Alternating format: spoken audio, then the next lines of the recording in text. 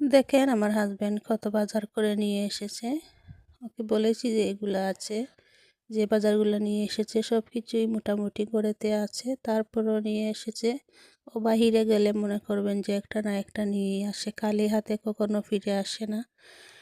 তো পেস্ট্রিটা কিন্তু নাই, ওটা জরুরি। তো পেস্ট্রির সাথে দেখতে পাচ্ছেন কতগুলি জিনিস নিয়ে এসেছে। পেস্ট্রিও এনেছে, এগও এনেছে। এগ তো আগের ঘরে আছে অলরেডি, তারপরও নিয়ে এসেছে। তো এখানে হচ্ছে এগুলো হচ্ছে মিট, শিপ মিট। আর এগুলো হচ্ছে সালাদের জন্য নিয়ে এসেছে। ইফতারের জন্য আমি সালাদ এবং চুলা দিয়ে খেতে অনেক পছন্দ করি, আমার হাজব্যান্ডও খান। তো এটা হচ্ছে ধনিয়া পাতা।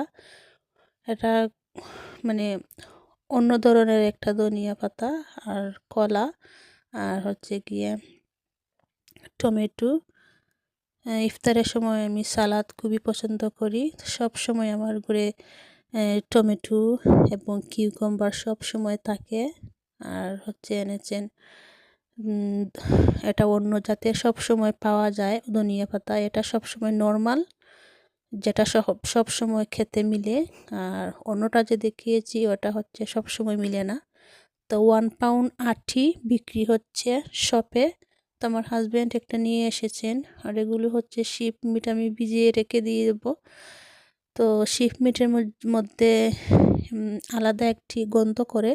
তো এই গন্ধটা যাওয়ার জন্য আমি কিছু ইয়েলো লেমন দিয়ে দিয়েছি এবং কিছু সল্ট দিয়ে দিয়েছি, দিয়ে মাখিয়ে ভালো করে রেখে দিব। তো হাতটা ভালো করে ধুয়ে নিলাম।